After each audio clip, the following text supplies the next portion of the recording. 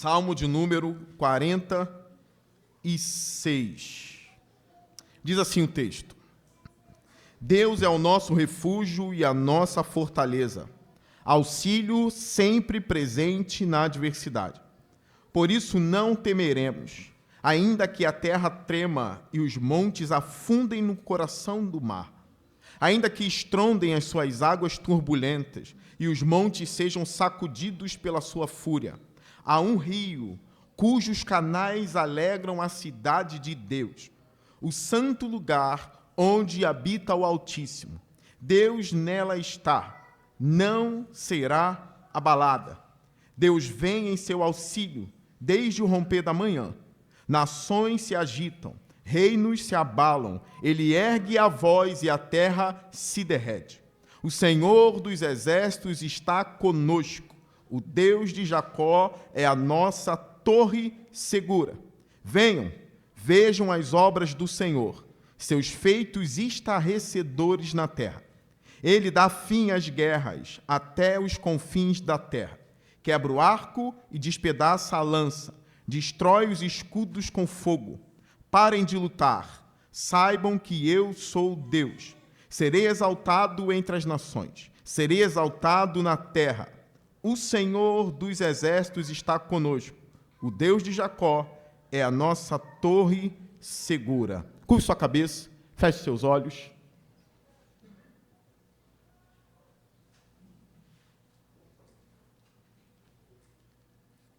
Vamos ao Senhor em oração.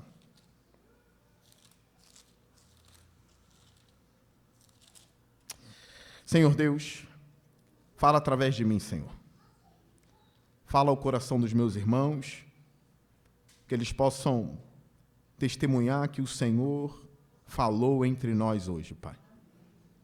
Me use como um vaso de barro, me cerque com a Tua graça e a Tua misericórdia, Senhor. Em nome de Jesus, amém.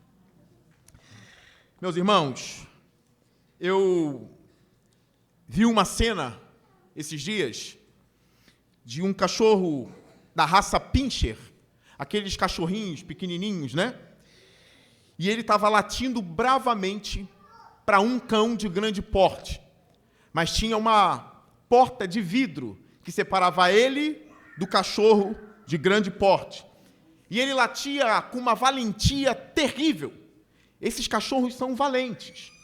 Latia, latia, latia, latia, e o outro cachorro de grande porte, do outro lado da porta, só olhava.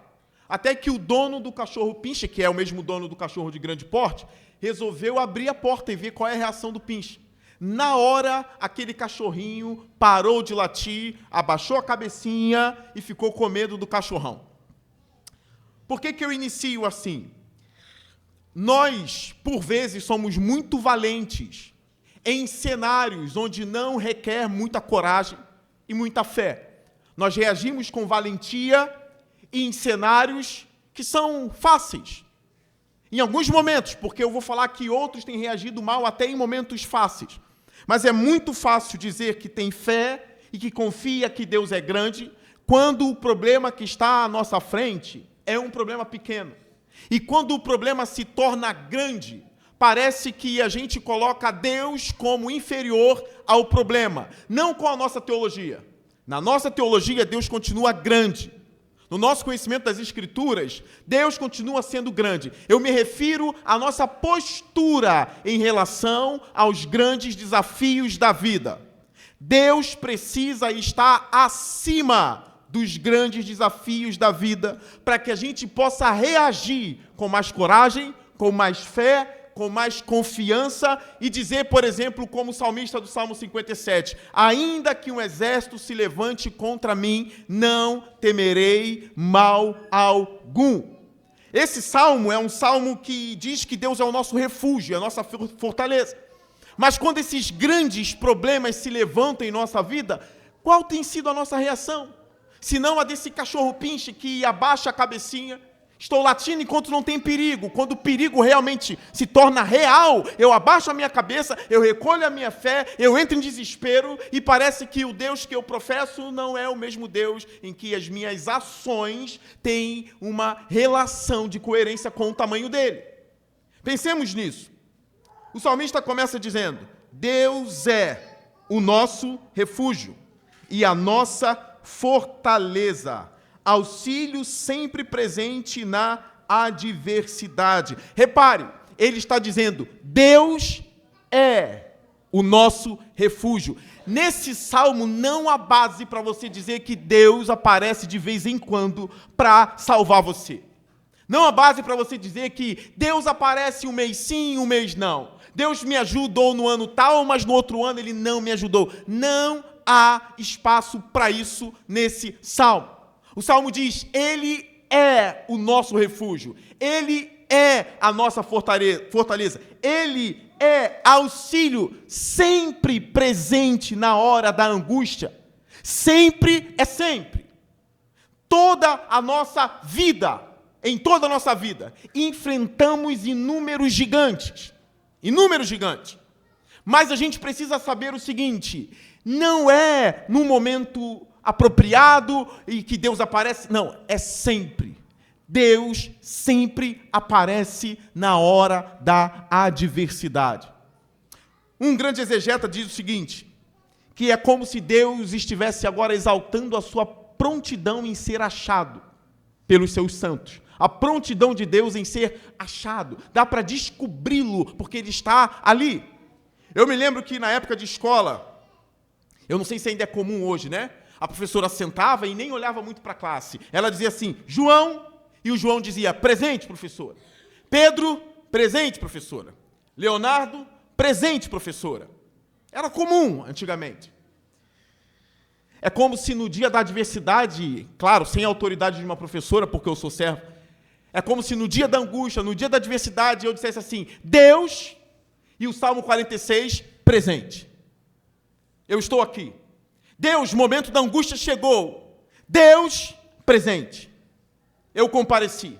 Eu estou aqui com você. Ele não nos abandona nos piores momentos das nossas vidas. Como eu já ensinei vocês quando eu estava pregando nos salmos de louvor, o salmo como louvor cristão, que Martinho Lutero fez aquele hino conhecido no mundo todo, Castelo Forte, nas meditações dele sobre o Salmo 46. Meditando sobre o Deus ser uma fortaleza, ser um refúgio, ser um socorro sempre presente, ele compôs o hino Castelo Forte é o nosso Deus. Em um determinado momento, nesse louvor, Lutero diz o seguinte: se nos quisessem devorar demônios não contados, repare, demônios não contados. Ele não se refere a um demônio ou a 2 demônios, não, inúmeros demônios. O que eleva em muito a nossa batalha, né? Eleva em muito a nossa guerra. Como diz os mais antigos, eu não tenho medo do homem carne e osso, mas se for fantasma, não dá para combater. Aqui é pior do que fantasma. São seres inteligentíssimos e o que eles têm de inteligência, eles têm de poder e têm de maldade. Lutero é como se estivesse convocando todos. Olha, se nos quisessem devorar demônios não contados, não nos podiam assustar, nem somos derrotados. O grande acusador dos servos do Senhor já condenado está. Vencido cairá por uma só palavra. Esse foi o ápice da fé de Lutero. Um homem não pode estar normal em compor um hino desse, ele não está normal. Como eu disse, nós estamos nos comportando de forma incrédula diante dos grandes desafios da vida, quando eles realmente aparecem. E para Lutero dizer, demônios não contados, nós não temeremos, e eles cairão com uma só palavra, ele não está puro. Tem algum problema com Lutero, ou o salmo entranhou tanto na alma dele, ao ponto dele crer de todo o coração que Deus está presente nos momentos das batalhas, que ele pensou, vou compor um hino, e vou levantar o cântico da vitória. Ninguém vai vencer os escolhidos de Deus, porque Deus é o nosso castelo forte.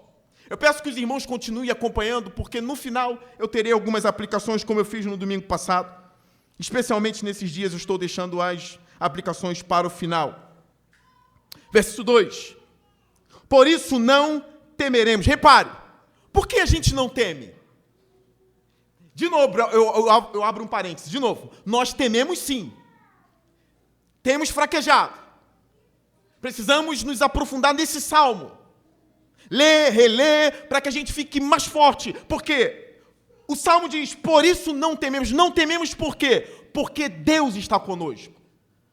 Logo, se Deus está ao meu lado e eu temo do lado dele, eu estou depondo contra o caráter dele. Não adianta eu dizer, olha, é o meu temperamento, olha, é a minha criação, olha, eu sou medroso desde criança, eu tenho medo até de um pinche, pastor. Não é algo contra o seu caráter, é contra o caráter daquele que está do seu lado. Quando eu era criança, eu me sentia mais forte quando os rapazes mais velhos e maiores estavam ao meu favor e não contra mim. Eu me sentia poderoso, porque eu peguei uma época da licença moca, em que os garotos grandes afundavam a nossa cabeça na rua. E quando eu via que os garotos maiores estavam do meu lado, eu não tinha medo de sair na rua, nem enquanto a brincadeira do licença moca valia por uma semana. Porque eu sabia que eles estavam comigo, eu estava dando um testemunho de que eu confiava na força desses rapazes. Se os demônios vêm, a tribulação vem, a adversidade vem e a gente estremece, estamos dando um péssimo testemunho daquele que está ao nosso lado. Precisamos nos encher dessa palavra, precisamos crer nessa palavra, eu e você, precisamos crer de todo o coração. Se Ele é grande e Ele é o meu refúgio, Ele é a minha fortaleza, eu não temerei mal algum, por isso não temeremos. Aí agora ele vai pegar as grandes calamidades da vida. As grandes calamidades. A minha mãe tampava o ouvido quando estava dando trovões em dia de tempestade. A minha mãe fechava o quarto, ela trancava, ela tinha pavor de trovão, relâmpago, ela tinha pavor. E ela ficava no quarto com a mão na orelha até acabar a tempestade. Uma coisa tão pequena. Alguns se assustam até com fogos. Aqui ele vai pegar, não esses exemplos pequenos, ele vai pegar as grandes calamidades. Porque ele diz, ainda que a terra trema e os montes afundem no coração do mar. Olha que visão estarrecedora. Olha que visão tenebrosa. Eu vejo alguns vídeos de grandes navios em alto mar, numa madrugada, numa tempestade, e eu fico, nossa, a onda sobe, que só de olhar o vídeo já dá um medo, porque o mar é furioso. Parece que o mar se torna do tamanho do universo ali, e o barco parece que é um barco de papel, e eu fico vendo aquilo, como estão os homens dentro daquele barco, em alto mar, e as ondas gigantescas. O salmista pega essa figura. Ainda que os montes afundem no coração do mar. Olha que coisa tenebrosa. O mar engolindo os montes. Agora imagine a gente vendo essa cena. Se a gente teme com tanta coisinha, que dirá com a fúria do oceano, engolindo os montes. E por que ele usa a figura dos montes? Porque Jerusalém é cercada de montes. O Hebrom, o Monte Sião e tantos outros montes. Então ele tem isso como algo sólido e grande. Qual era o padrão de grandeza para o povo de Jerusalém? Eram as montanhas, eram os montes. Então ele pega aquela figura que ele tem de mais alta, mais sólida, mais fixa e diz, ainda que tudo de sólido ao meu redor seja engolido pelo coração do mar, qual deveria ser a resposta do homem normal? Morrerei de medo. Mas o salmista não reage assim. Não temeremos, ainda que a terra trema, ainda que os montes afundem no coração do mar. Olha o verso 3. Ainda que estrondem as suas águas turbulentas e os montes sejam sacudidos pela sua fúria. Não temeremos ainda que isso tudo aconteça. Ou tem alguma coisa de errado com o texto, ou tem alguma coisa de errado com a nossa fé. Aí isso aqui me leva para o dia em que Jesus estava dormindo no barco e os discípulos estavam ali e eles ficaram tremendo de medo. Eu já preguei sobre essa passagem aqui no culto. Uma grande tempestade se abateu no barco em que Jesus estava. Jesus estava no barco e a tempestade veio, mesmo com Jesus no barco. Os 12 estavam ali com o Senhor, mas na tempestade, Jesus dá o testemunho de que ele tem esse salmo bem cravado na sua alma. Ele dormia na tempestade. Irmãos, agora é um testemunho de fraqueza. Eu nunca dormi em grandes tempestades. Eu preciso desse salmo tanto quanto você. Eu nunca dormi em tempestade. O meu Senhor dormiu em uma tempestade. Mas todos os discípulos temeram. Ora, qual é o normal? Se eu estou no barco e Jesus está no barco comigo e ele dorme, qual deveria ser a minha atitude? Jesus, chega para lá. Chega para lá um pouquinho. Por quê? Porque eu vou dormir também. Eu confio em ti. Se o Senhor está quieto, dormindo, tranquilo, imagino que esteja sonhando com os cordeirinhos. Com o Salmo 23, o Senhor é meu pastor e nada me faltará. Andar me faz em verdes pastos, guia minhas águas tranquilas por amor do teu nome. As águas estão bravias, mas ele está sonhando com as águas tranquilas. Senhor, chega para lá, porque eu confio em ti. Se o Senhor está dormindo enquanto esse barco parece virar, eu também vou dormir. Mas não foi assim que os discípulos reagiram. Isso é um recado para a gente, nós somos discípulos como eles. Eles são até maiores do que nós, mas se bem que eles ainda não tinham recebido aquele poder do Espírito de Atos 2, eles estavam no início da caminhada. E qual foi a reação deles? Senhor, Senhor, o Senhor não se importa que morramos. Jesus levanta e ele com uma só palavra acalma o vento e o mar. Porém, ele repreende os discípulos. Homens de pequena fé. Homens de pequena fé. Não ache você que Deus tem aplaudido a nossa pequena fé.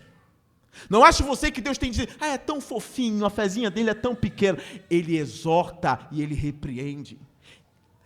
A boa mensagem é que mesmo com uma pequena fé, ele não saiu do barco.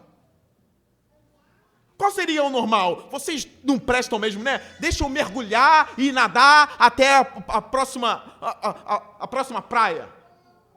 O Senhor ficou no barco, mesmo com discípulos com uma fé pequena. Isso é o ponto bom. Ele não vai me abandonar, eu tendo uma fé pequena. Ele não vai me desprezar, eu tendo uma fé pequena. Ele não vai me humilhar, porque eu tenho uma fé pequena. Isso é uma boa notícia.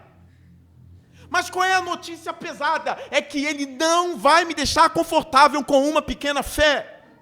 Ele vai dizer, Leonardo, homem de pequena fé, até quando terei de tolerar você com essa fé pequena, que estremece nos desafios da vida, que estremece nas grandes batalhas, que estremece com o vendaval, com a onda.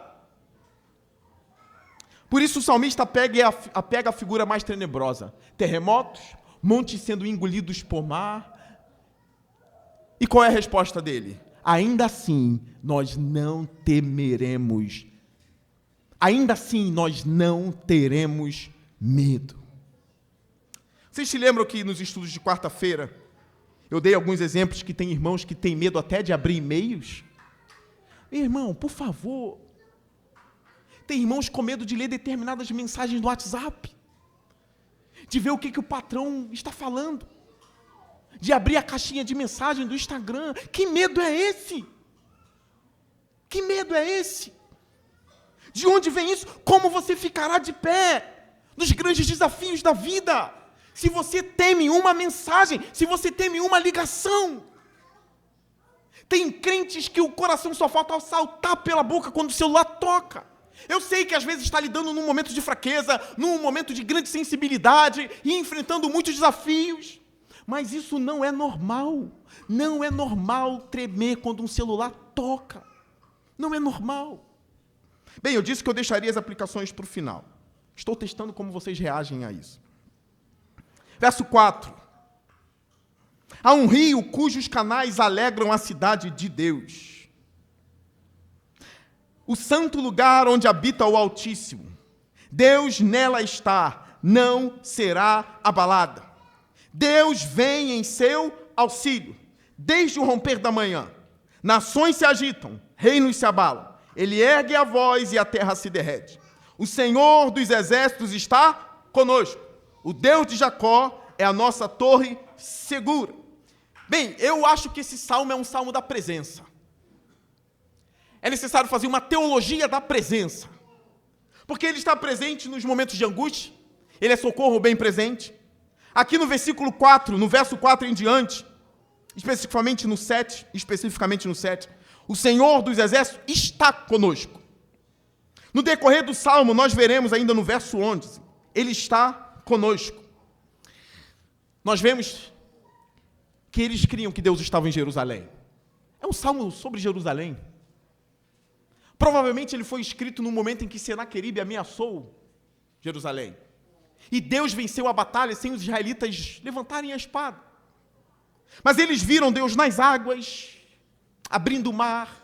Quando o faraó vinha atrás dele com todos os seus cavalos e cavaleiros, o mar se abriu e o povo passou. Alguns salmos dizem assim, as águas te viram, ó Deus, as águas te viram. Então eles sabiam que Deus estava presente. A Arca da Aliança, que fazia um papel de rei. Os reis iam à frente, mas no caso de Israel, a Arca da Aliança ia na frente. Ali era a presença de Deus com o povo. E como não se alegrar com João 1, né? E o verbo se fez carne e habitou entre nós. Se você for estudar a Bíblia, para ver sobre a teologia da presença, você vai ver como Deus está perto de nós. Ele está muito perto. Eu sei que Ele é Deus de longe, mas Jeremias diz que Ele é Deus de longe e também de perto. Eu sei que tem um louvor que diz aí, é Deus de perto e não de longe. Não, a Bíblia diz que Ele é Deus de longe e Deus de perto. Vocês vão ver como Deus está perto, irmãos, e isso fortalece a fé. A Bíblia testemunha, onde o povo de Deus está, Ele está. E Ele se torna ainda mais presente, mais visível na encarnação do Verbo. O Verbo se fez carne e habitou entre nós. Vimos a sua glória, ali é o ápice da presença. E quando Jesus está para subir para o Pai, Ele diz, eu não vou deixar vocês assim, eu vou enviar outro em meu lugar. Perceba, o povo de Deus nunca ficou só. Nunca ficou só. Aí em Atos 2, o Espírito Santo desce, dando sinais de que eu estarei com vocês.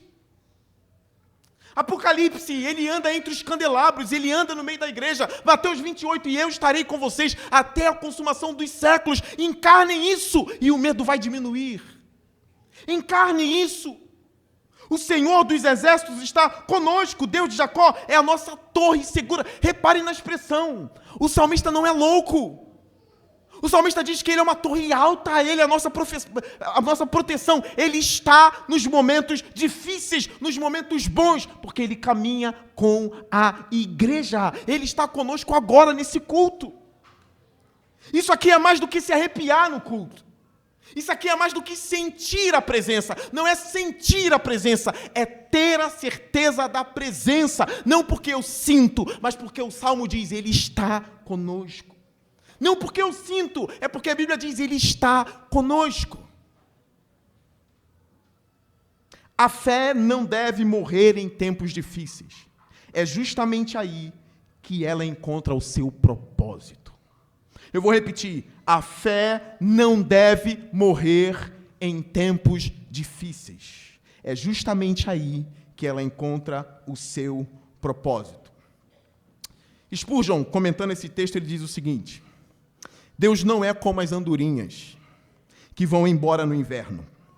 Ele é amigo em tempos de adversidade. Um amigo de verdade. Ele não vai embora nos períodos frios. Ele não vai embora nos períodos quentes. Ele não vai embora nos períodos escuros. Ele não vai embora nos períodos claros. Deus nunca vai embora. Alguns crentes precisam saber disso aqui. Ele nunca abandona o seu povo. Pastor, mas eu acho que ele abandonou. Isso é problema do teu coração. Você só acha, mas a Bíblia diz, Ele não abandona o seu povo, Ele não abandona os seus. Mas eu acho, não importa o que você acha, o que importa é o que as Escrituras dizem. Ele não nos abandona jamais. Há um rio na cidade do Senhor. Repara, o cenário é caótico, e aqui o salmista diz, há um rio. Alguns interpretam isso como uma resposta dos versículos anteriores. Que essas tempestades para Deus é um rio que alegra. Eu não sei se isso é possível fazer no texto. Eu entendo que ele está dizendo que as águas para Deus são calmarias. Há um rio, não necessariamente as mesmas águas, mas é um rio. E esse rio faz o quê? Alegra a cidade de Deus. É um rio com os seus canais. Irmãos, mas Jerusalém não tem rio. E agora? Pode ser uma parte poética para falar de Jerusalém? Pode ser. Ele pode estar, sem querer, profetizando. Daqui a pouco eu vou falar da cidade, Nova Jerusalém, a respeito daquela cidade que tinha um rio que matava a sede. Há um rio na cidade de Deus, o santo lugar onde habita o Altíssimo. Deus nela está, não será abalado. Deus vem em seu auxílio desde o romper da manhã. Nações se agitam, reinos se abalam. Ele ergue a voz e a terra se derrete. Do seu santo lugar, salvando Jerusalém, várias vezes Deus falou e deu vitória a Israel. Uma teologia importante para o povo de Israel é: nós nunca vencemos com a força do cavalo, nós nunca vencemos com a força do escudo, nunca vencemos com a força do valente. E a história de Davi testemunha isso. Quem derrotou o gigante valente? Um menino que pastoreava ovelhas. Por isso que quando a gente diz que Golias tinha gigantismo, como um adventista disse aí, se você diz assim, Golias não era um gigante, porque gigante não existe, ele nem era um gigante de 6 metros, tá? Era um homem que devia ter 2,75 metros, que é um gigante, certo? Mas imagine, um gigante forte. Se a gente diz assim, não, ele tinha doença, ele tinha um gigantismo. Ué, então Davi vencer ele? Não exalta em nada o nome do Senhor. Eu acho que até eu venço um homem com gigantismo, eu acho. Mas onde que o nome do Senhor será glorificado vencendo um doente? Não é o que o texto está querendo dizer. Ele não tem gigantismo, ele não é doente. Isso aí é com medo da ciência olhar para a gente e dizer assim, vocês acreditam em gigantes. Aí a gente diz assim, não, ciência, não, a gente não é debilóide, não. É porque ele tinha gigantismo, igual aquela chinesa, igual aquele cara lá. Entendi. Agora um cara gigante, com doença, gigantismo, nem andar direito ele anda. Eles ficam em pé, eles são tudo torto, coitado. Golias era valente. Golias carregava a armadura, ele carregava a arma. Ele era tão valente que os filisteus tinham a ousadia de dizer, um soldado contra o outro. Quem perder está submisso à nação que venceu. Ora, vocês acham que os filisteus eram bobos? O homem antigo é burro, o homem inteligente é o homem moderno? Vocês acham que os filisteus, treinados em batalha, ia olhar para Golias e não ia dizer assim, esse cara só tem tamanho, mas ele é meio doente, ele é meio lento, ele não serve. Não, ele de fato era um homem grande, forte, saudável. É por isso que o nome do Senhor foi exaltado com a queda dele, porque um menino pequeno o venceu. Então isso é uma teologia bem solidificada no povo de Israel. Eu não sei se é muito solidificada na igreja. A gente não vence pela nossa inteligência, irmãos. A gente não vence pela força do nosso braço. A gente vence pelo poder de Deus. A gente vence porque Ele está envolvido em relacionamento de amor com o seu povo. O Senhor dos Exércitos significa que Ele é o dono de todos os exércitos. Alguns dizem que são os exércitos celestiais, outros dizem que é Jerusalém, eu não consigo enxergar isso. Para mim, Ele é o Senhor de todos os exércitos. É por isso que não tem um exército que pega Deus na curva, não tem um exército ali que vai elaborar uma estratégia que Deus não saiba. Ele é o Senhor de todos os exércitos. E quando Ele diz assim, aquieta-se, todo mundo se derrete. Ele parou batalhas apenas com a sua voz, como diz o Salmo. Nações se agitam, reinos se abalam, Ele ergue a voz e a terra se derrete. Alguns jogando isso para a escatologia, como Derek Kidner diz assim, a voz de Deus será tão decisiva em dissolver o mundo como era ao criá-lo. Ele não criou tudo pela voz? Ele vai dissolver o mundo com a voz. Ele virá e vai derrotar o inimigo com uma só palavra. Ele não vai guerrear, suar, é com uma só palavra. Você ainda crê no seu coração que se Deus disser amém para a sua oração, ela acontece imediatamente? Você ainda crê nisso? Que se você disser assim, Senhor, esmague todos os demônios que tem arquitetado com a minha vida, se Deus lá do alto disser, assim seja, você crê que eles fogem correndo ou não? Ou você só acredita se Deus suar? Ou você só acredita se Deus começar a colocar armaduras? Você ainda confia na simplicidade, que ao mesmo tempo é uma complexidade, na palavra do Senhor? Você ainda confia nisso? Você ainda crê que Deus vence com uma só palavra? Você ainda crê que o mundo se derrete se Ele falar? Você ainda crê que as tempestades se dissipam se ele disser, aquietem-se? É o que o Salmo nos ensina. Olha o verso 8. Venham, vejam as obras do Senhor, seus feitos estarrecedores na terra. Ele dá fim às guerras até os confins da terra. Irmãos, cuidado. Nosso mundo está em guerra, tá? Cuidado. Nosso mundo está em guerra. Homens se levantam contra homens, nação se levanta contra nação. Inocentes morrem, mães choram, pais choram, o mundo está em guerra. Como você acha que Deus vai vencer essa batalha? Daqui a pouquinho eu conto a vocês. Mas Ele dá fim às guerras. E Ele dará fim às guerras. Isso não vai prevalecer.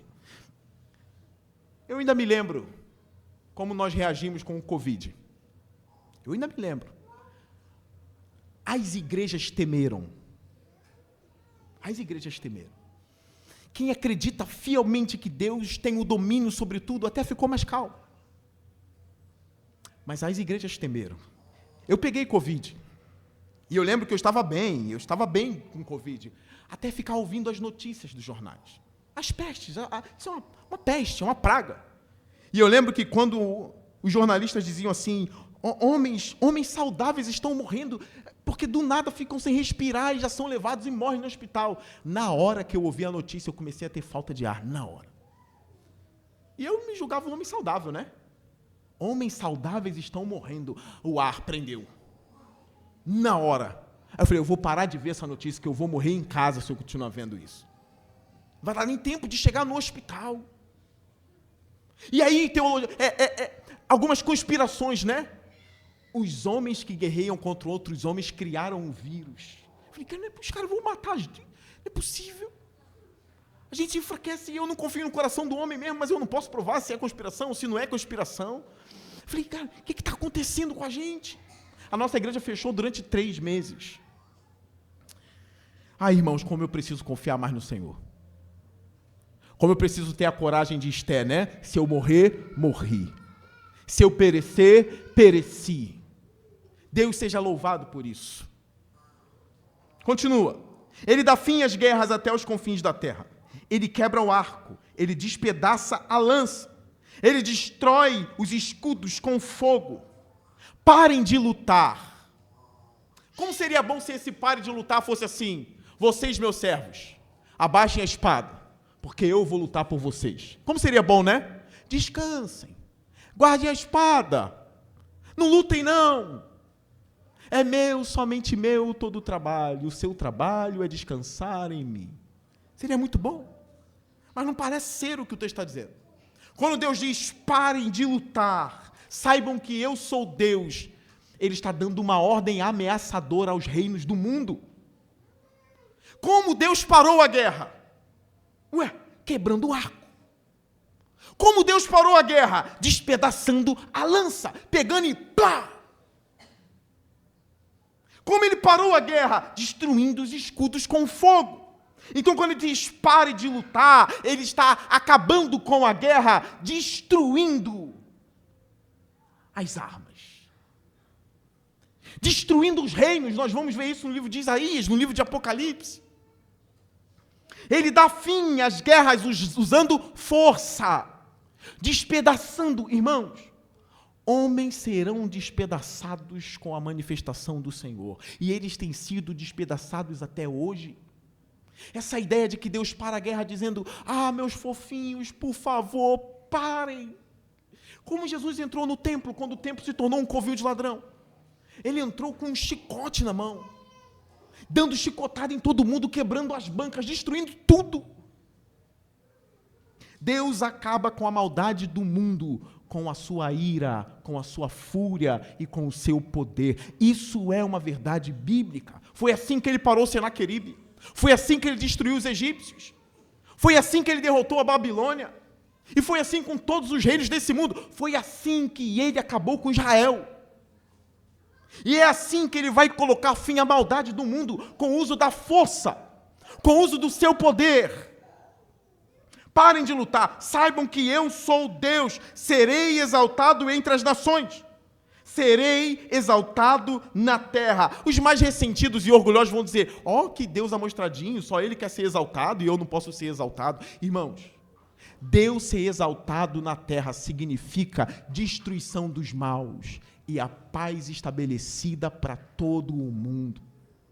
É por isso que na oração do Pai Nosso, seja feita a tua vontade assim na terra como é feita no céu. Que Deus seja exaltado em toda a terra, porque haverá paz com a exaltação de Deus. Que Deus seja exaltado em toda a terra, porque haverá alegria com a exaltação de Deus. Quando Deus se exalta, é a exaltação da misericórdia, exaltação da paz, exaltação da alegria, exaltação da harmonia. Salmo 57, folheie sua Bíblia. Verso 11, esse é o cântico dos humildes, tá? Salmo 57, verso 11, é o cântico dos humildes. Sê exaltado, ó Deus, acima dos céus, sobre toda a terra esteja a tua glória.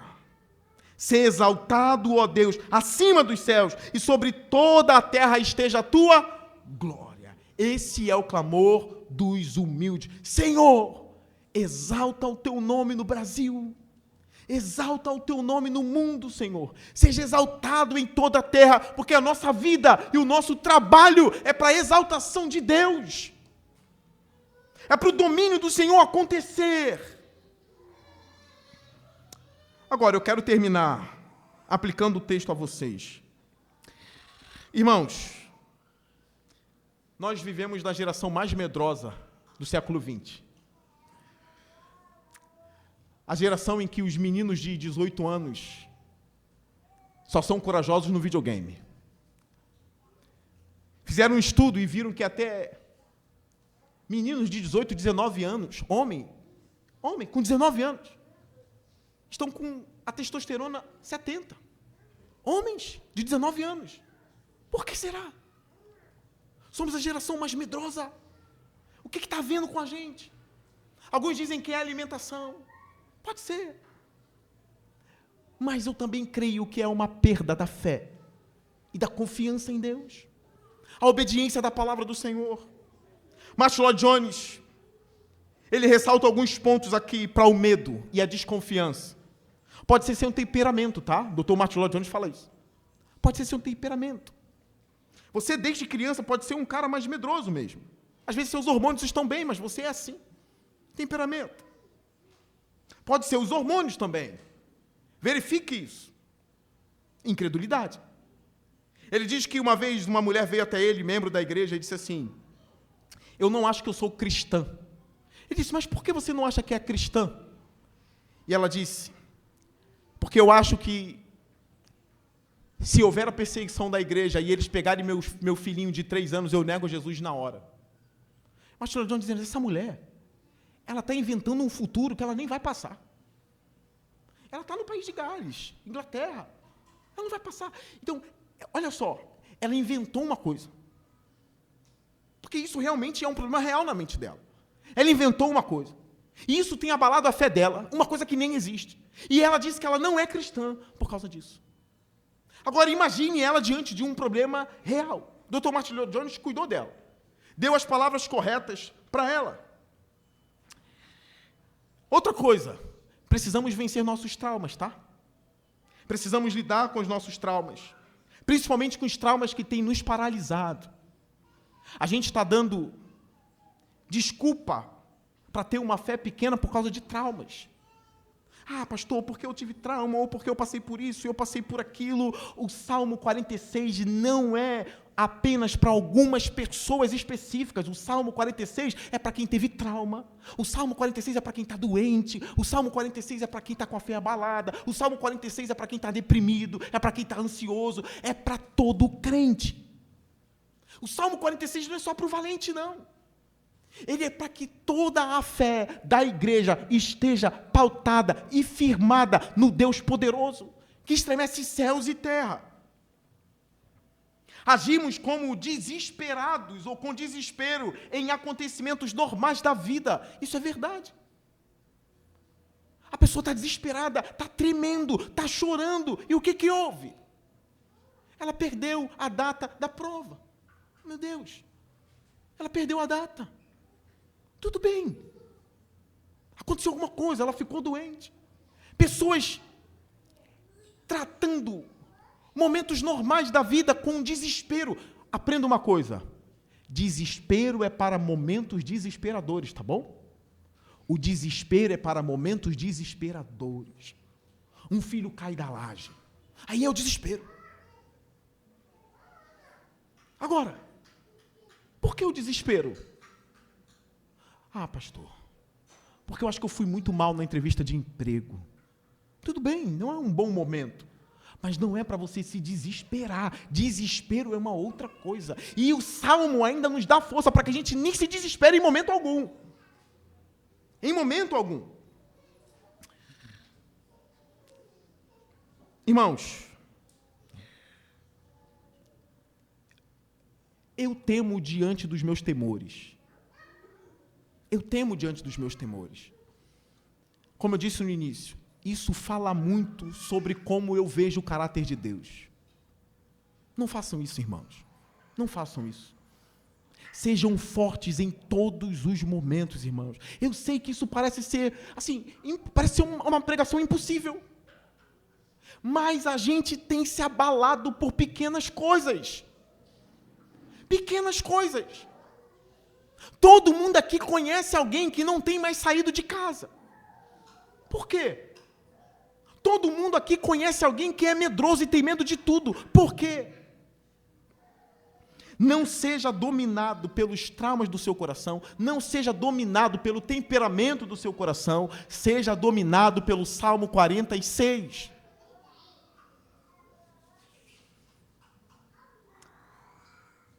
Sobre a cidade, um estudioso chamado Richard Balkenham, ele diz que a Bíblia fala de cidade o tempo todo.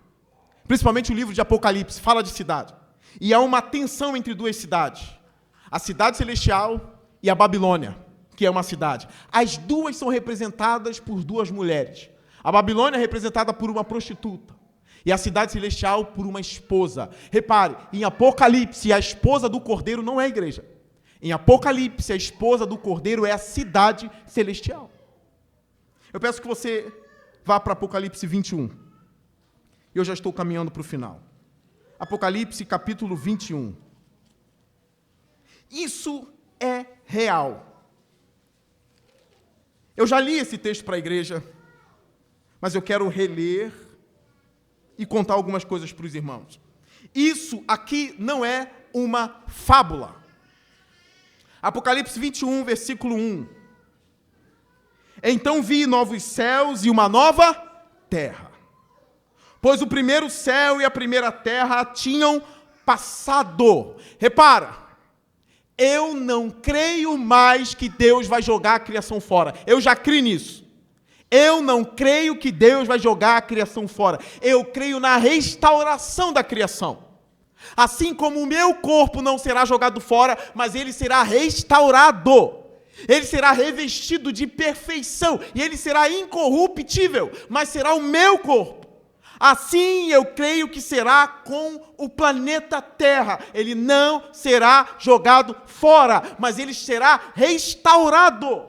Ah, mas Pedro diz que será consumido como fogo, porque Deus destruiu a terra no passado com água. Repara, Pedro diz que Deus destruiu a terra no passado com água. Mas a terra continua existindo, não é?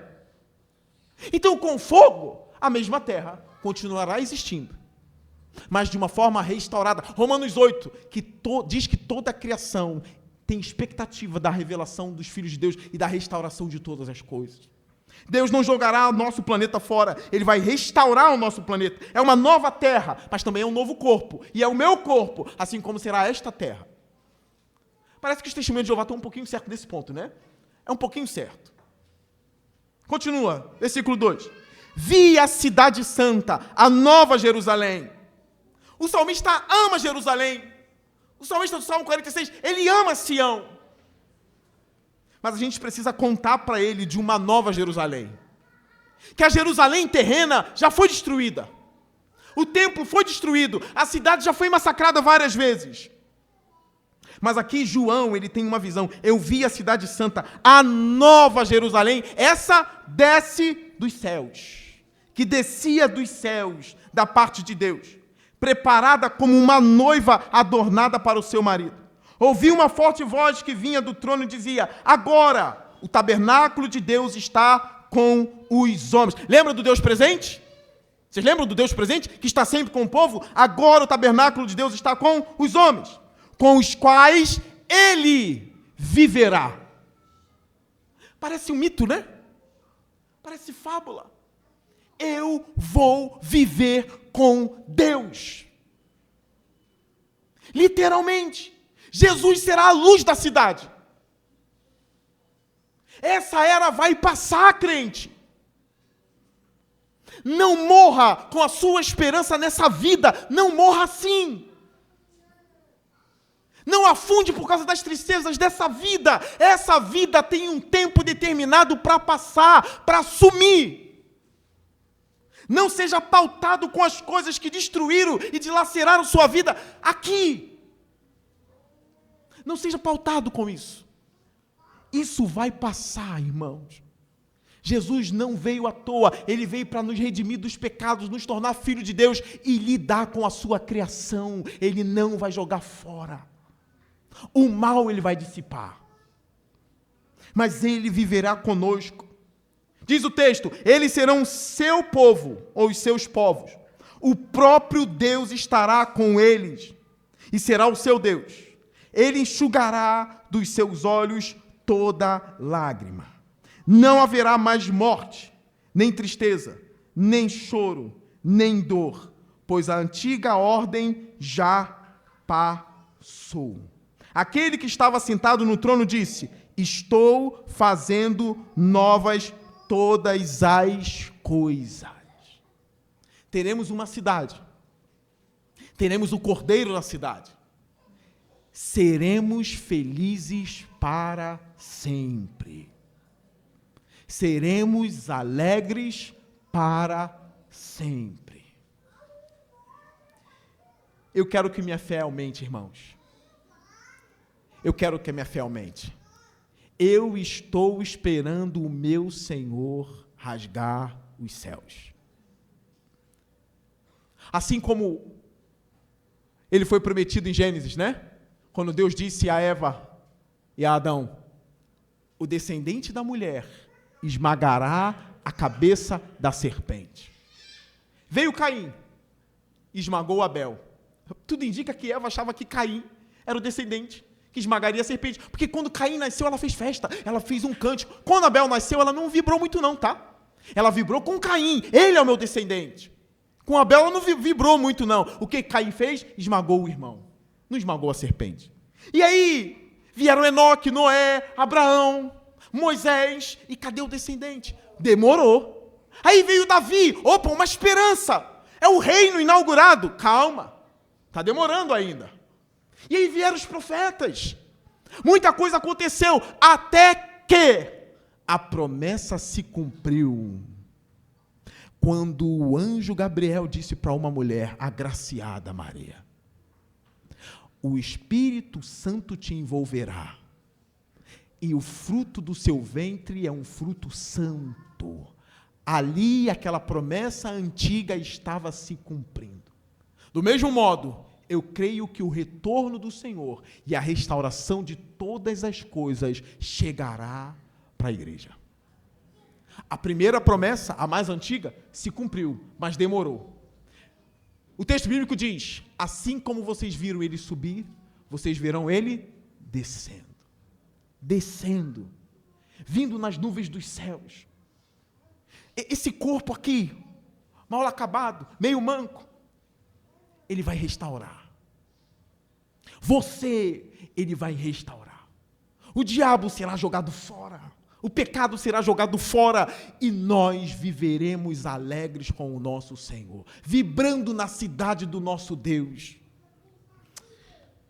Irmãos, eu termino dizendo a vocês, as promessas são muito grandes para a nossa fé ser muito pequena.